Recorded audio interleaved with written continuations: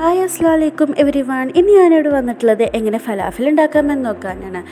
അതിന് മുമ്പായിട്ട് ഈ ചാനൽ ആദ്യമായിട്ട് കാണുന്നവരാണെങ്കിൽ സബ്സ്ക്രൈബ് ചെയ്യാനും ഈ വീഡിയോ നിങ്ങൾക്ക് ഇഷ്ടപ്പെടുന്നുണ്ടെങ്കിൽ ലൈക്ക് ചെയ്യാനും ഷെയർ ചെയ്യാനും കമൻറ്റ് ചെയ്യാനും മറക്കരുത്.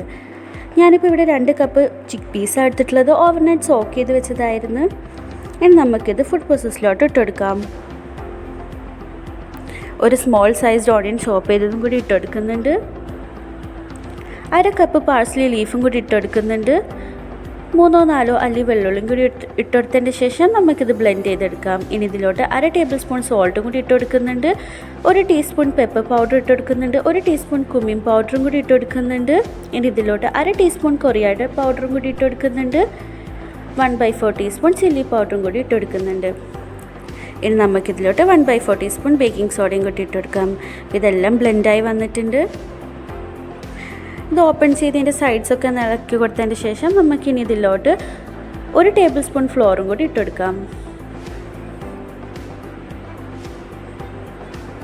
ഇനി ഇതിലോട്ട് 1/2 മുറി ലെമൻ്റെ ജ്യൂസും കൂടി ആഡ് ചെയ്ത് കൊടുക്കണം.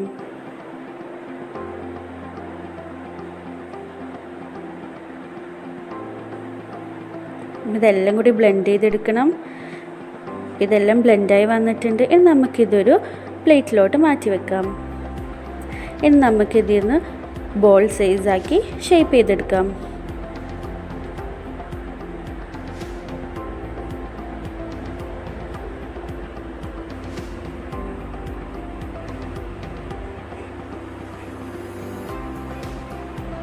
ഞാനിവിടെ ബോൾ ഷേപ്പാക്കി എടുത്തിട്ടുണ്ട്.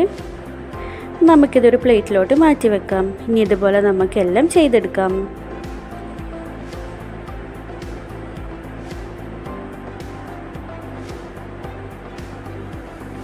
ഇവിടെ ഇതെല്ലാം ബോൾ ഷേപ്പാക്കി എടുത്തിട്ടുണ്ട്.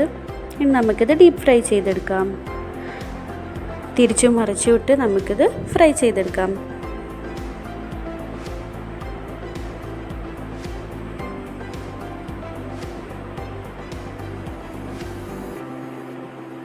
ഇപ്പോൾ ഇവിടെ റെഡിയായി വന്നിട്ടുണ്ട്. ഇനി നമുക്കിതൊരു പ്ലേറ്റിലോട്ട് മാറ്റി വെക്കാം. ഇവിടെ ഫലാഫിൽ റെഡി ആയിട്ടുണ്ട്. ഇതെല്ലാവരും ട്രൈ ചെയ്ത് നോക്കണം.